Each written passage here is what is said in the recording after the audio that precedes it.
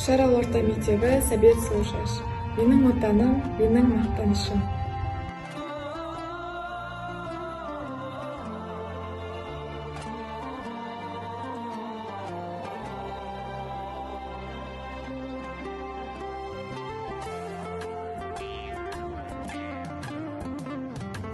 Менің отаным Қазақстан деп жұдырықтай жүрегімнен шыққан осы сөзді мақтанышпен айтамын.